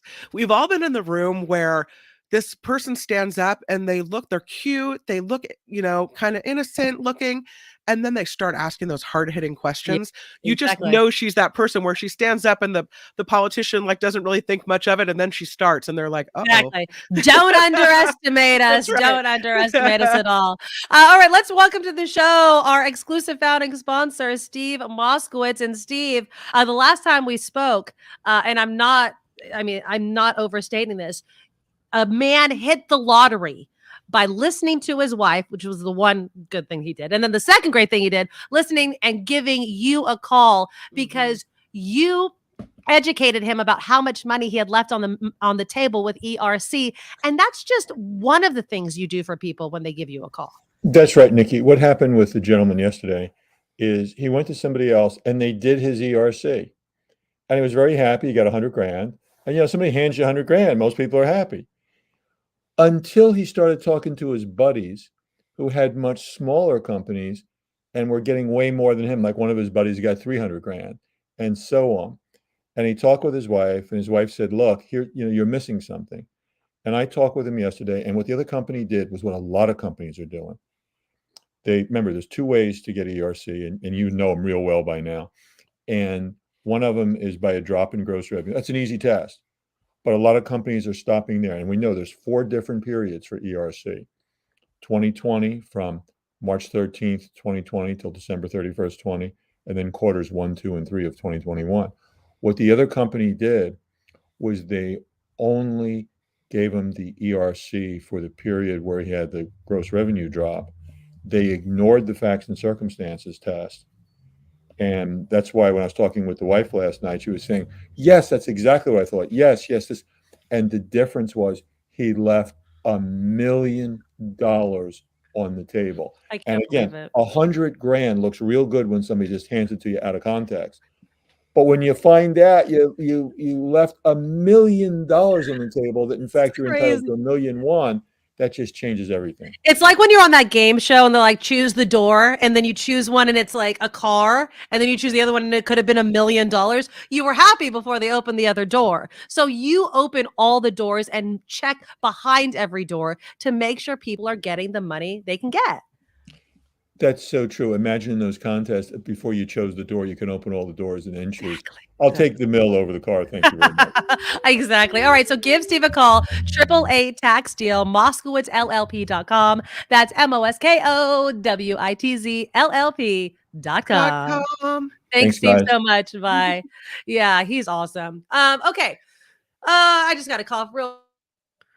Oh, your poor thing. This whole cough is lingering. But you know what? It's the story of our lives. I have the same thing. My daughter has this cough that won't die. So you're not alone. I apologize. I'm sure there's Oh, a my lot goodness. of listeners that, have the same thing. It's good, though, that we're a team so that when you start coughing, I'm like, okay. I mean, I literally had to take myself off camera. You don't even want to know what I look like. I completely while I was like understand. losing my everything. I apologize. I try to keep talking through it, but yeah. That's the thing. It's like I know that you're going to ask all the questions I would ask, so I don't really have to open my mouth while you're talking to Emily I Hoeven. love us, Kim McAllister. Except when you start coughing, and then I'm like, well, now it's my turn. as my voice is slowly dying. Okay, so we have some time before the news. So let's get into this VTA thing. Okay, so you would think it would be a COVID story, right? People get to sleep in the parking lots. They don't have anywhere to go, or they're losing their housing. The VTA, the Valley Transportation Authority, has had a permit program since 2018, and they're beginning to phase it out. And it was because they instituted it because there was a lack of housing for some of their workers.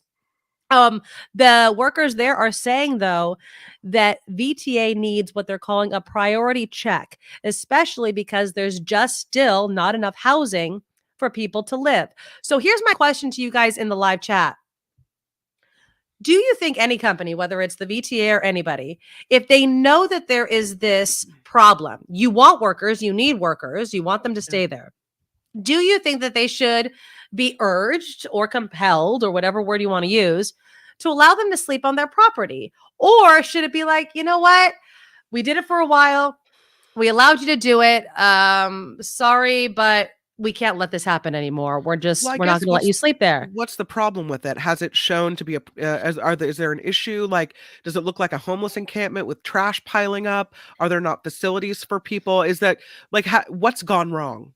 Well, a spokesperson could not say whether the VTA had any alternatives. They say that the employees are their priority, but they don't feel like they can continue to accommodate the number of people who wanted to stay at some of these locations. So I'm trying to get the number. Okay. So it's only some employees. You have to apply for a permit. Mm-hmm. And then they would be considered, I guess, for a tiny homes project. So that's what I think the key is that the VTA in San Jose are talking about building tiny, sorry. Talking about Give building another one of those sniffles, sister. I know, I'm sorry, it's so gross. Are talking about building tiny homes. This is the rub. Tiny homes on some of those sites where these people park their RVs. So they want the RVs out so they could possibly build tiny homes. But what do they do in the meantime? That's the problem. So do you move these people out and make them commute 4 hours, possibly falling asleep behind the wheel? Or do you let them continue to stay there and find a new place to put the tiny homes? I kind of want both. I think you're going to lose employees if you don't let them sleep there. There was an employee at Station X who lived in Manteca, and he took Ace Train to BART to this. I mean, just think about how far it is to drive to Manteca, and then think about how far it is by mass transit, right? Because then they're stopping all along the way. It's like, oh my God, how long does it take you to get to work? You have to start your commute at 5 a.m. in order to be to work by 11 a.m. or whatever it was. So yeah. I feel like if you know you have employees helped by that policy of sleeping, during the week in a parking lot or whatever, if you take that away, that perk, you might lose people. And if that's okay with you, then so be it. Yeah. There was nothing ever probably, I would imagine, in employment documents that said, hey, as a condition of your employment, you're eligible for this perk of sleeping here. What? Right? Exactly. I mean, I think that when we're talking about businesses and having a successful business, and we can bring wages into it, how do you convince people to continue to work for your company if you don't, and maybe you can't, I guess, pay them enough to afford housing or rent, so they have to commute a long distance? And I keep saying this every time we talk about housing and wages. How do we solve this? So there's tiny homes. Should businesses just start providing housing for whatever workers they want nearby? Should that be a part of doing business? I mean, whether it's tiny homes or, I don't know, buying apartment buildings or something, I don't see an answer other than paying people more, which, as we've said in many of these conversations, that's not always feasible when the price of a home is at least $1 million and rents like $3,000, $3,500, $4,000 a month. That's insane. Lori writes in, it seems like it would be a liability issue, perhaps, although it hasn't been since 2018. So I think it's more along the lines of they want to use this property, they want to use these VTA sites for tiny homes. The article that I'm reading does not say whether or not these VTA workers would have a guaranteed spot at the tiny homes either. And what if you have a large family and you can't live in the tiny home? Then where do you go? Calvin Wong writes in, they already have a similar program for police and firefighters. They have homes far from the city, so they allow RV campers in the parking lot. Yeah. Doesn't this just suck? Doesn't this just seem like a failure of a community, of a society? That we want you to work your ass off for our company, but sorry, we're just not going to pay you enough to live anywhere close to where you work. I mean, we just have come to accept this as the reality. And I just feel it doesn't need to be that way, but I also don't know what the solution is. Eric would agree with you. He writes, what needs to happen is enough people are hired so that massive overtime is not needed and there's no reason to stay and are paid enough to afford close housing. That last sentence is exactly what I'm talking about. SF Tesla in Santa Clara County, fire and city workers, etc., get first dibs on low rent places. But then how long does that list go of people that get first dibs? Right? Should teachers get first dibs? Police, fire, teachers, doctors, dentists. I mean, whose job is not important for a community? You know? Kim writes in, if they're a good employee, leave them alone. You're probably not going to be able to replace them with people that can afford housing. They probably won't do that kind of work. Yeah. I mean, you're probably right. I heard about a local restaurant that houses in one big house or apartments the entire staff provided for them to live and sleep. Yeah, but what if you don't want to live with your coworkers? What if you want to separate? I mean, I like you, Nikki, but I don't know. Well, think about it just with healthcare. What we learned about tying your healthcare to your job and then you lose your job. What happens if you lose your job? Now you lose your housing? I mean, I understand what you guys are talking about, and that's kind of what I was hinting at businesses building housing. But what if in this like imaginary scenario I'm coming up with right now, every time a business opened, depending on how many employees they anticipated, they had to fund the needed housing somewhere in the city, right? I mean, if you're looking for affordable housing dollars, look to the businesses that are attracting these workers. You want to attract 100 people to this area? Where are those 100 plus people, because they have families, going to live? This is a totally made up scenario in my head, but it does have impacts. When a company says, I'm moving to X, Y, and Z city, and I'm creating thousands of jobs, thank you. But where are those thousands of people going to live? And how much are you paying them? Because it costs this much to live here. Are you paying people that much? Are you paying even a fraction of that? If you're not, then you are creating a problem on top of the problem that we already have. So growth isn't always good if you can't handle the growth and people have nowhere to live. Okay, so you guys can continue debating this in the chat because I absolutely love the debates that happen in there. Coming up after Kim's news, I'll play you Jay Leno's first interview where he's giving the details, and it's nuts. The guy, I'm going to say this, he can't stop being Jay Leno, even when he's talking about probably one of the scariest moments in his life. So I'll play you the sound from Jay Leno's interview. And I saw it in the text, in the chat line, I'm sorry, about Twitch passing away. If you ever watched Ellen DeGeneres' show, he was the DJ. He was awesome. It surprised me when I saw the headline that he had died, and apparently by suicide. It really makes you wonder and think about where somebody's life has to be that they can have one persona in front of millions of people and then obviously another one behind the scenes. I did want to get the go Suicide ahead. Crisis Lifeline. There's a new one now.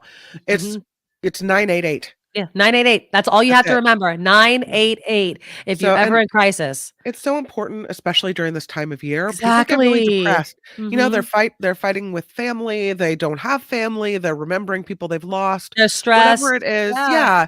And so 988. Your life is important. Don't do a permanent solution to a temporary problem. Exactly. And then if I do have time, I promise I'll get to that bar that's telling domestic violence victims that they're not welcome. It's not as clear as I'm making it, but it is. I mean, they put out the sign. So you tell me whether or not they should be getting the criticism that they're getting. That's all coming up, though, after Kim's news.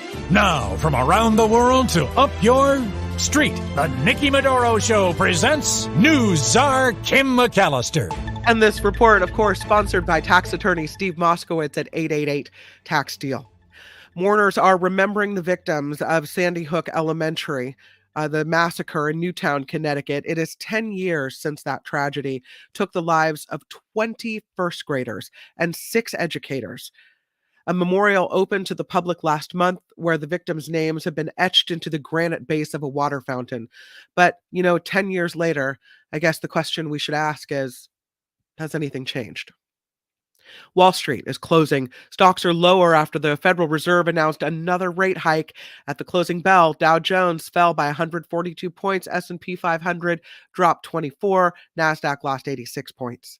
Facebook is being asked to extend its suspension of former President Trump's account by Democrats.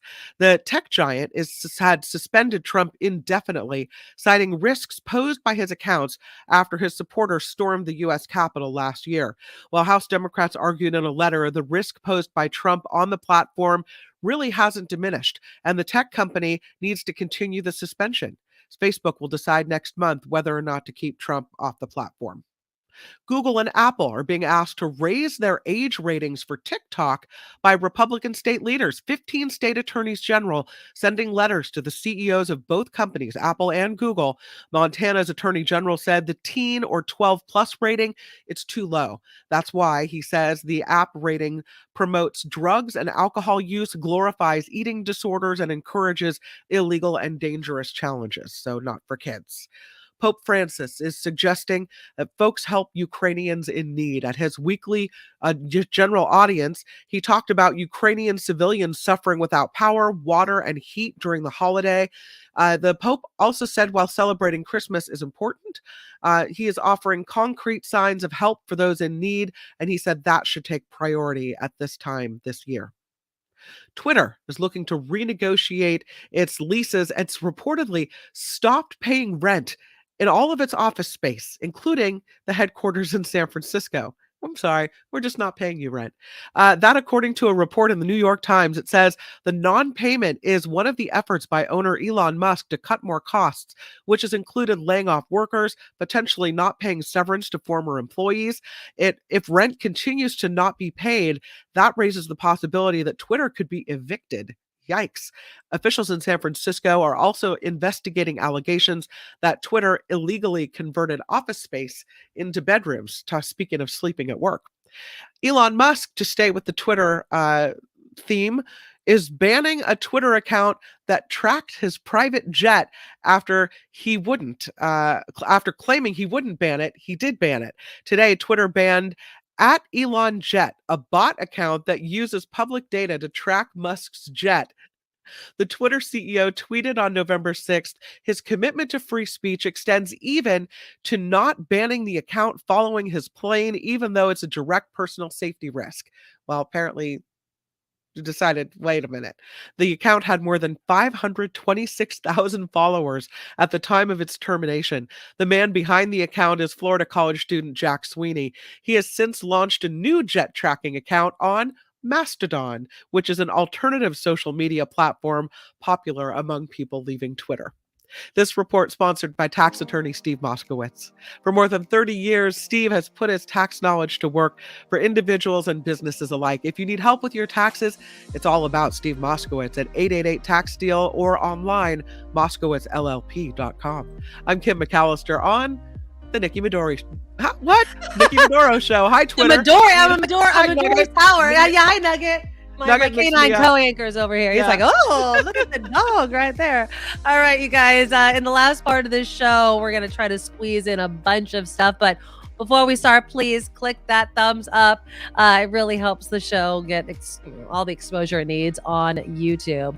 Okay, so he's finally talking. For the very first time, comedian, late night talk show host, former Jay Leno, is talking about that accident he had at his house where his face caught on fire. Now, I'm going to play it for you. I just have this sound because obviously we can't play you the video. He was on with Hoda Kotb from the Today Show and was describing what happened to him. And he just can't stop being Jay Leno. So here he is. It's a couple minutes, but it's just really, he's so very lucky.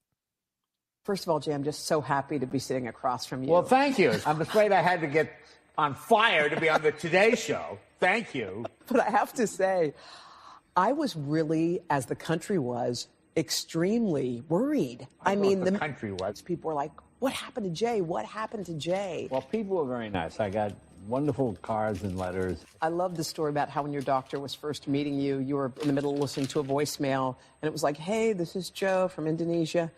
And then your doctor was like, and then I put together who it was. Yeah, that was the President Biden call. That was very nice. That was, I said, I'm trying to have more important things to do, but I thank you, Mr. President. I appreciate it. Gee, let's just talk about what happened. So Okay. You're doing what you love. Right. You're with your babies, all your cars. Yes. You're doing your thing. Just tell me what happened that day. Well, it was a 1907 white steam car. So the fuel line was clogged. So I was underneath it trying to clog. And I said, blow some air through the line. Let's see if we can clear. And then a line, and then boom, and suddenly, boom, I got a face full of gas. And then the pilot light jumped and my face caught on fire.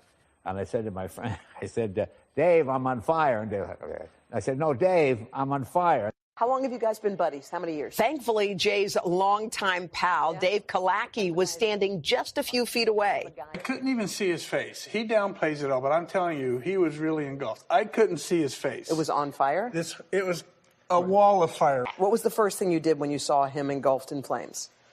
I just grabbed him. He was just under the car. I grabbed him by the head and I pulled his head into my chest. I thought it was a bad Tinder date. I go, what's going on here? What are you doing? Let Dave talk about how he saved you. Okay, so you kind of brought him into your chest. I did. Yeah. Started to smother the fire. Yeah. Then I put the car out. Yeah. And I told Jay, go into the bathroom, put cold water on your Cold face. water. That's when I put the car out, put the fire out. Went into the bathroom to look at Jay. And I What'd said, you think? Oh, it was... Like I say, he downplays that, but it was horrific. It was a scary thing. It doesn't take a genius to figure out, call 911. Right? Yeah. And that's what I did. How would you describe what he looked like to you? It was horrible. It was horrible. In fact, he asked me, how do I look? And I think I said, not good. This is going to be a bad thing. As when the first two layers are peeling off right now, this is a real issue. Doctors took one look at Jay and told him he needed to go straight to a burn center. But Jay had other plans. Yeah, I mean, I drove home right after that. Wait, you drove yourself home? Why did you decide to go home and stay home for that night? Well, because my wife doesn't drive anymore, and I didn't want her stuck and not knowing what was going on. It just seemed like the right thing to do, and I think it was. So you loved your wife more than you worried about yourself. Yeah, that's it. Yeah, was that it? So that was the interview that, again, Jay Leno gave on the Today Show with Hoda Kotb. I mean, he's making the jokes, but, as his friend Dave was saying, he downplays it, but it was bad. And I don't know if this is, obviously, I think a comedian's armor, of course, is humor. But yeah, it's just, thank God. I Thank can't God. believe he drove himself home instead of calling 911 immediately as his face is sloughing off. No, he His drove wife himself was home from probably the like, hospital. I think it's Oh, right. no, that's not what I heard. Oh, I thought he was talking about going home from the hospital, but no, his wife doesn't. Okay, yeah, so maybe it was to the hospital. I don't know. Yeah, It sounded to me like he went home before he went to the hospital, but I could be wrong. But either way, the guy is so lucky to be alive, and just the way he describes it, where blow some air through the line, and obviously there was some gas in the line, and it just goes on his face. It's just so, but he looked good. I know my pictures are a little blurry, but look at his. I mean, he looks pretty good, I would say. He for still someone looks like Jay Leno, right? Exactly. He had some skin grafts. He may have some more ahead of him, but he looks really good. There other celebrities haven't been so lucky. Like Kenny Rogers comes to mind. Something happened to him. I think he was in a Ooh. horrible car accident. He never looked the same. Oh, But really? Jay I didn't know Leno, about that. Oh, yeah. okay. But Jay Ooh. Leno looks the same. Like I think if you saw Kenny Rogers, like the old video from The Gambler, right? Like Yeah. that's kind of what you know him from. Maybe if you saw him now, like you wouldn't even recognize. And it's not Totally plastic surgery, something happened to his face? I think so. 'Cause sometimes plastic surgery can mess you up, you know what I mean? Yeah, I do. But I don't know what my thoughts go out to Kenny Rogers. I used to Yeah. love listening to his music. Grant Wall, the journalist from that died at the World Cup, we now know what killed him. Remember we talked about this earlier. Yeah. He was in the press box and he kind of clutched his chest and died. Aortic aneurysm. Yeah, There you go. aortic aneurysm. It's the same thing that killed, remember actor John Ritter? Yeah. Yeah. I mean, out of nowhere, although they were saying that when he was talking about not feeling well and having that pain in his chest, that was obviously a precursor, kind of a warning it was coming. But they said there was no amount of CPR or compressions that was going to save him. I'm mentioning this again, not to kind of be a downer, but there was this question that something, somebody was trying to kill him because he was speaking Right. out about LGBTQ issues. And it was not that. His wife had given an interview to CBS News and said that the aneurysm had ruptured, an autopsy was done, and that's what killed him. And that's just so sad. But again, and I'm not making a joke when I say this, if you're going to go out doing what you love. And he did.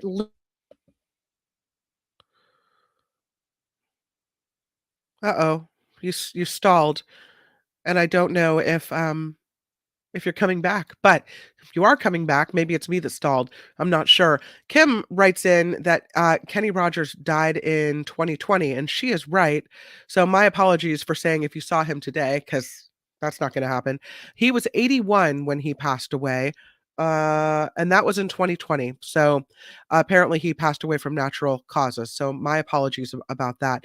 Nikki is okay. Good. Nikki's gone. That's what I thought. So Nikki, if you can hear me, reboot, rejoin. You've got a few minutes left of the show, and I would love to have you here for it. So let's talk about this lawsuit. I know it's not on Nikki's list, but you guys remember in San Diego when this woman fell from Petco Park with her daughter? Daughter was I want to say 8 years old, I believe. But they fell from the Petco Park area to their deaths. And apparently people had seen them jumping for a time at the beginning of that. And then they fell. So wasn't sure whether people weren't sure, is that an accident? Was it on purpose? Like what happened? Well, her family is now suing Petco Park and suing the San Diego Padres as well. It is a wrongful death lawsuit filed last week by the family of Raquel Wilkins. They are saying that the tables and the benches at that ballpark are situated too close to a dangerously low railing. Okay, so here's my problem. Why are you standing up on tables and benches? Why are you standing up when you see that there's a low railing? So is it the San Diego Padres' fault and Petco Park's fault, or is it your fault for not, and I'm sorry to the memory of Ms. Wilkins, but not having the common sense enough, along with your child who you're supposed to be taking care of, to not be jumping on benches and on tables at Petco Park? The 40-year-old Wilkins and her son Denzel died in September of 2021 after going over the railing to the street down below. Witnesses say she climbed onto a picnic table on the concourse moments before the fatal fall. San Diego police announced the deaths had been ruled a murder-suicide. So I would say that she should not have been on the table, and she did it on purpose. It's not Petco Park's fault. So it's not their fault that they had low-hanging benches and a table right next to a low railing? No. This is okay. So I'm going to tell you this. When I went, I agree with you, but right. You know. So I was at the SAP Center to see Right. Chris Rock and Dave Chappelle, and it's a hockey stadium. And I'm telling Yeah. you, those stairs are steep. And I thought to myself, don't trip and fall. And I Right. looked at the end of the railing, right? And Yeah. yes, there's the ropes or what have you.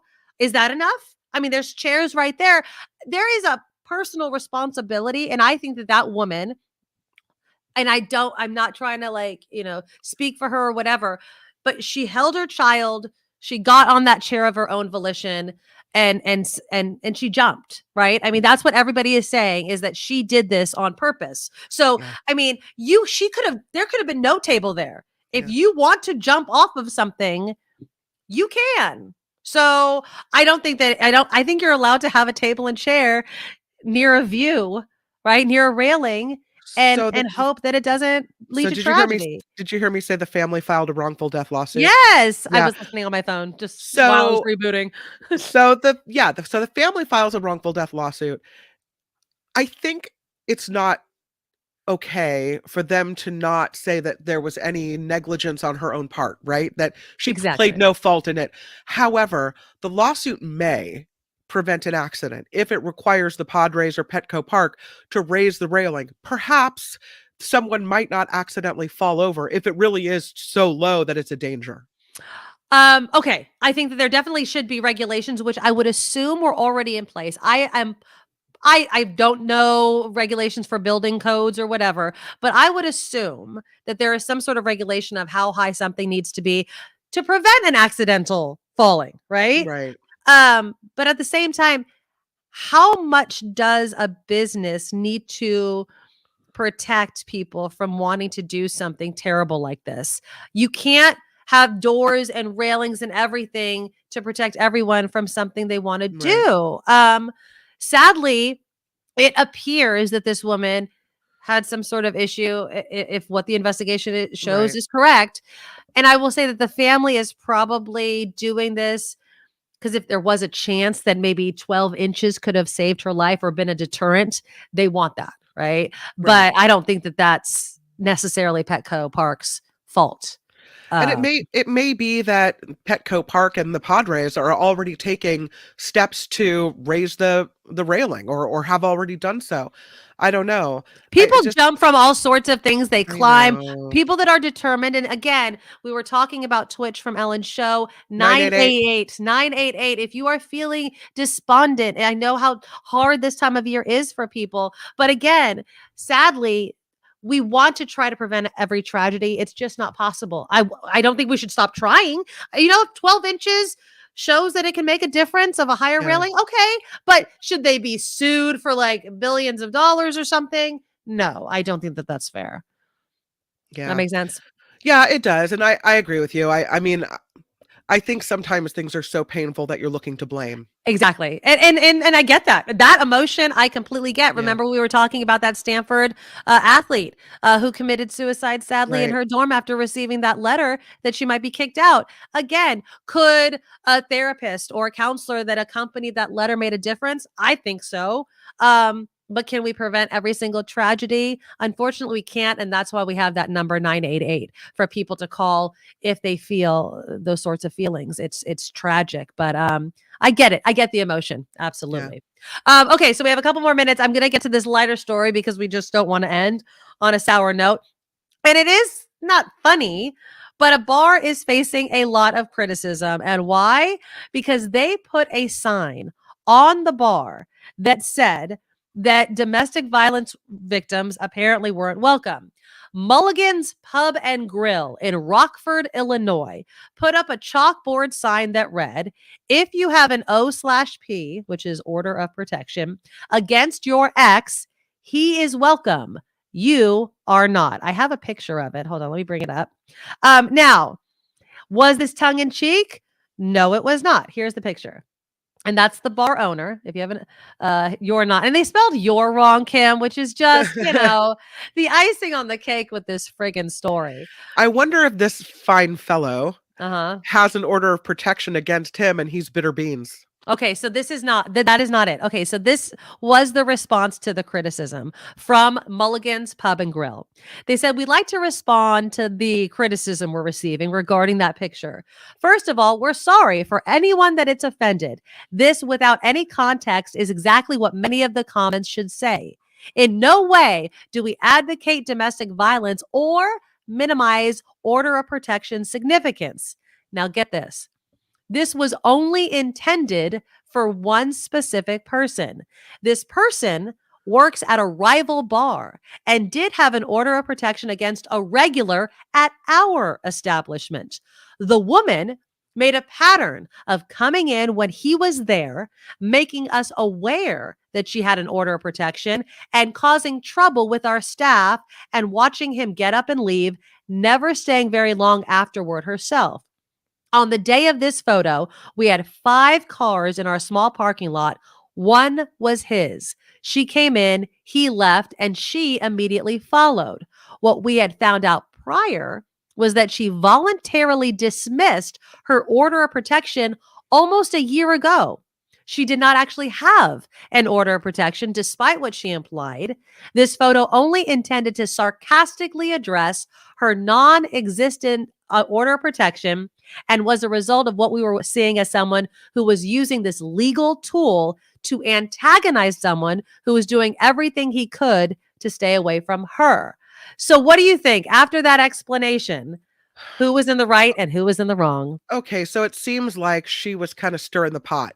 Right. She's a pain in the ass, obviously. Yeah. If you don't want to see your ex, if you really have an order of protection against your ex, then why are you going to his place of employment? Right. However, okay, writing the sign like that with a big old goofy grin makes you look like an asshat.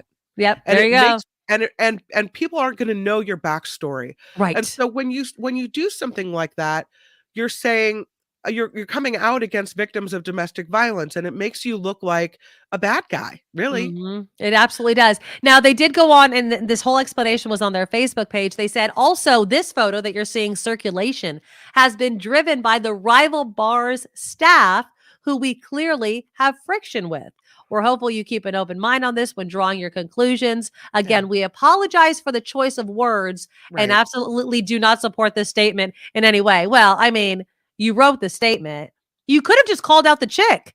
I mean, why not just call her out instead of saying, if you have an order of protection, he's James welcome or Smith not. is not welcome here. Right. Yeah. I mean, why not? I mean, maybe, I don't know, that'd be slander or something like that. Whatever. But I think that's even tacky. I think you have to, when you're a business owner and you're serving the public, you have to rise above those things. You don't really call out some type of, escalation of some type of domestic conflict at your place of business. You do your best privately with both parties to say, listen, this can't happen here at this place of business. I understand that you have a problem with each other, but we need to work out a solution that doesn't really affect what's going on here with our business. Right. Right. And somebody needs to call her out. This is what really aggravates me, because obviously we want people to use order protections, restraining orders, things like that the right way. Because if you don't, then they're not taken seriously. They're abused and stuff like this happens. And if you're really scared of a guy, why are you going to a place where you know he's commonly visiting, right? So it does seem like she's in the wrong, but with the age of social media and Facebook, things like this can go viral. We don't have time to get into it today, but tomorrow I'll bring you another story of this woman who called out her hairstylist, okay? And it went viral. It went so viral that it's been pulled down. She's removed it, but the internet's forever. People kept the receipts and screenshots. Yeah. So I have some of it for you, but it's another example of, should you call out places of business, even if it's only one person you have a problem with? Because what's happened is this whole entire salon is now shut down for this whole week because people are canceling appointments with other people that had nothing to do with it. So when you get back, our conversation tomorrow will deal with this. When you get bad service, when something bad happens and you're not getting recourse on your own, like you've gone to the person, you've made phone calls, you're texting back and forth, and you're not getting a response, should you call them out on social media, knowing something like this can happen and people can be caught up into it that are completely innocent? So we'll talk about that tomorrow, because I think we all could use a kind of a breath before we take certain actions online. And if we don't, then we're definitely going to get people caught up in it, and it's not fair. Also tomorrow, Tune in because I'm going to be displaying and showing off the merchandise that I have designed for the Nikki Medoro Show, and I'll tell you where you can get that stuff. Please click the thumbs up while we are thinking about it. Click it. It's right below the video. Right there. Right there. Hopefully my cough is gone. Make sure you start tuning in at 10 for Mark Thompson Show because that lady right there, Kim McAllister, she's going to be hosting it tomorrow and on Just Friday. two more days. You know, days. Mark's visiting his parents, so I know that's so just important. Keeping the store open while he's gone. There you go. There you go. And of course, you can always get a sneak peek at everything that we do on the show by becoming a monthly Patreon subscriber. TheNikkiMedoroShow.com. The links are right there. Also for you to share the show. Kim, I love the email that you received. People are loving the way that we end the show. I love the way that we end the show every single day. And it is the one, the only Jacob. Talk tomorrow. Nikki, you're all so awesome. You're proud, like a beautiful blossom. You're also the best. I really can't rest. You're all so awesome. Wow.